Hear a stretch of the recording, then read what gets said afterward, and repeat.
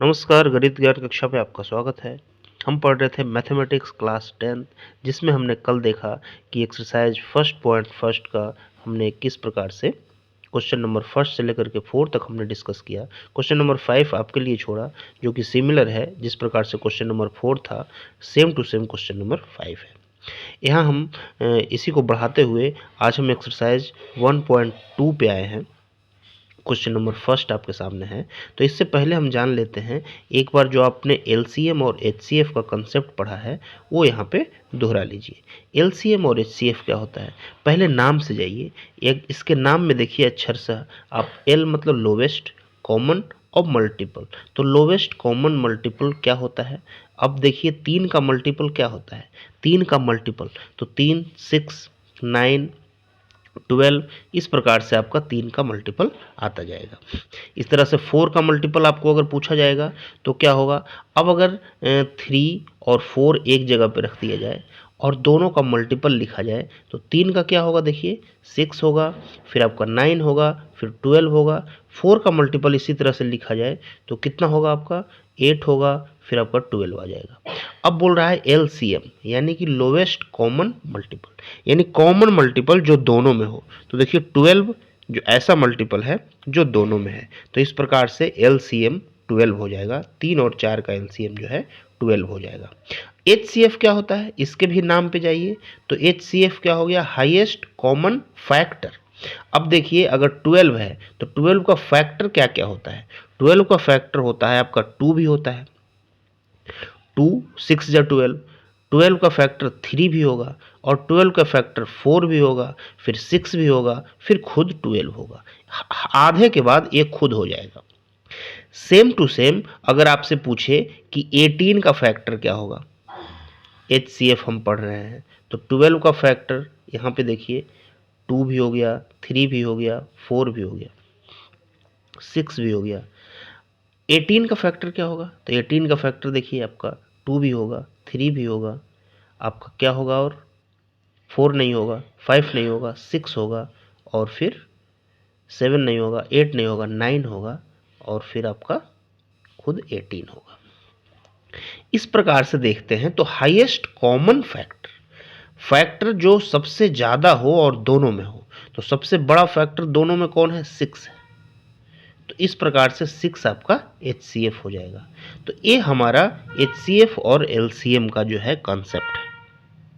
अब यहाँ पे देखिए अगर 12 और 18 का आप LCM निकालेंगे तो क्या आएगा, 12 और 18 का LCM निकालेंगे तो देखिए क्या आएगा, 12 और 18 का LCM में 12 24, फिर 36, फिर यहाँ पे हो जाएगा 18, 18 का 2 मरतबा 36 हो जाएगा LCM, 36 LCM हो गया।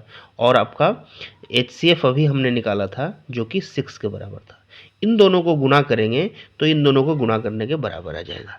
यानी कि LCM और HCF को जब गुना करते हैं, 2 नंबर के LCM गुने HCF बराबर हो गया कि 2 नंबर है अगर तो फर्स्ट नंबर और गुने सेकंड नंबर, यानी दोनों नंबर को गुना करके जितना आता है उतना ही आता है उनके LCM और HCF को गुना करके। यानी कि LCM और HCF एक दूसरे से इस प्रकार से कंट्रोल रहते हैं कि उन दोनों का गुणनफल जो है वो मूल संख्या के गुणनफल के बराबर होता है। इस अवधारणा को आप पुस्तक में जाकर के ठीक तरीके से ध्यान रखिए। अब आइए यहाँ पे फर्स्ट क्वेश्चन को हम बनाने का थोड़ा सा कष्ट करते हैं। तो देखिए express each number as a product of its prime factor. यहाँ पे आपको प्राइम फैक्टराइजेशन करना है। क्लास 10th के स्टूडेंट हैं आप, इनका प्राइम फैक्टर निकालना है। एक हम बना दे रहे हैं, बाकी आप कर लीजिए। 140 है, इसका प्राइम फैक्टर क्या होगा, 2 से लगाएंगे तो 2 से यहाँ 70 हो जाएगा, फिर 2 से लगाएंगे 35 हो जाएगा, फिर 2 से लगाएंगे, फिर 3 से लगाएंगे, 3 से नहीं 5 से लगेगा, 5 7 या इतना हो जाएगा। तो इसको लिखेंगे 2 × 2 गुने 5 × 7।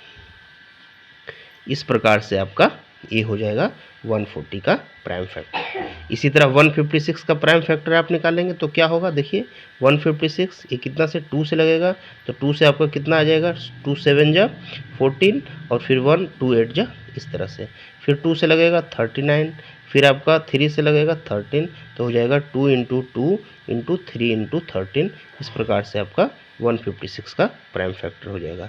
तो प्राइम फैक्टर आप तो पढ़े ही होंगे, 4th में, 5th में, 6th में, 7th में, 8th में, हर जगह पढ़े होंगे। देख लीजिए इस तरह से सारे नंबर का प्राइम फैक्टराइजेशन किया हुआ है यहाँ पे। तो आप इसको एक बार देख लीजिए, खुद से करने का प्रयास कीजिए तो ज़्यादा समझ में आएगा। इसी प्रकार से क्वेश्चन नंबर 2 पे आते हैं। तो find the LCM and HCF of the following integer and verify LCM into HCF is equal to product of the two number. जो हम यहाँ पे अवधारणा का जिसका हमने किया वही यहाँ पे देखिए सेम टू सेम है कि एलसीएम इनटू एचसीएफ जो है वो दोनों नंबर को के गुणनफल के बराबर होगा। ये यहाँ पे आपको दिखाना है इन नंबरों के साथ। तो देख लीजिए 26 और 91 है, 26 और 91 इसका क्या होगा आपका एलसीएम और क्या होगा एचसीएफ। इस प्रकार से अगर 26 और 91 का हम एलसीएम निकालेंगे तो देखिए इस तरह से 2 से लगेगा तो 13, 2 से नहीं लग पाएगा ये। अगर हम 3 से लगाते हैं 7 से लगेगा, जिससे भी अगर 13 से लगाते हैं देखिए एक मरतबा लग जाएगा ये कि 26, 91 और यहाँ 13 से लगा दिया इसको तो 13 2 जा 13 7 13 और 7 से हो गया, 13 7 जा 91 होता है। 13 2 और 7 इसको गुणा कर देंगे वो आपका एलसीएम हो जाएगा। और इस प्रकार से एचसीएफ निकालना होगा तो एचसीएफ देखिए इन दोनों का 13 आएगा। तो 13 हो गया एचसीएफ, 13 गुने 13 गुने 2 गुने 7 करेंगे तो वह इन दोनों के गुणनफल के ही बराबर आएगा। आइए देखते हैं कैसे करते हैं। तो देखिए यहाँ पे क्या दिया गया है आपको 26 91, 26 को 2 इंटू 13 लिखा, 91 को 7 इंटू 13 लिखा। एचसीएफ क्या हो गया तो इसमें जो बड़ा है वो एचसीएफ हो गया 13 हो गया। एलसीएम क्या हो गया तो एलसीएम उसको एचसीएफ को छोड़ के बाकी सब एलसीएम हो जाता है। या फिर देखिए तो हाईएस्ट जो होता है वो होता है तो 26 में देखिए यहाँ 2 और 13 को हमने लिख लिया तो दोबारा अब 13 को नहीं लिखेंगे, सबसे मैक्सिमम पावर जो होता है वही लिखा जाता है। 13 टू द पावर 1 हमने लिख लिया है, दोबारा नहीं लिखेंगे तो 2 इंटू 13 इंटू 7 हो जाएगा, ये आपका हो जाएगा एलसीएम। तो इस प्रकार से देखिए 182 एलसीएम हो गया। अब 182 को अगर 13 से गुना करेंगे तो सीधा उन दोनों के नंबर के गुणनफल यानी कि 2366 के बराबर हो जाएगा। यानी कि यहाँ पे हमने दिखा दिया कि LCM into HCF is equal to 13 into 182 और ये बराबर हो जाएगा आपका 2366 का। Hence product of the two number is equal to LCM into LCM. इसी तरह आप अन्य नंबरों के साथ भी देख सकते हैं कि 510 और 92 है, इसका एलसीएम निकाला, इसका एचसीएफ निकाला। एलसीएम देखिए 2 आ गया दोनों में और एचसीएफ 2 आ गया और एलसीएम देखिए 23460 आ गया। अब प्रोडक्ट दोनों का जो है दोनों के प्रोडक्ट के बराबर हो गया। तो इस तरह से आप सारा कुछ देख सकते हैं।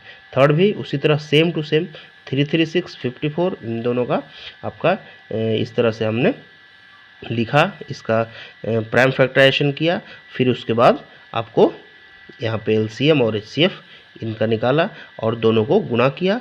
अब एलसीएम गुने एचसीएफ जो है वो दोनों के नंबरों के गुणनफल के बराबर ही हो रहा है। इस तरह से हम देख सकते हैं कि यह इस अवधारणा को आप ध्यान रखिए और पूरी तरीके से आत्मसात कर लीजिए कि दो नंबर अगर है तो उसके गुणनफल जो होता है उन दोनों के एलसीएम गुने एचसीएफ के ही बराबर होता है फर्स्ट नंबर गुने सेकंड नंबर। यानी कि दो नंबर का गुणनफल इस तरह से गवर्न होता है कि उनके एलसीएम और एचसीएफ के गुणनफल के बराबर ही हो जाता है।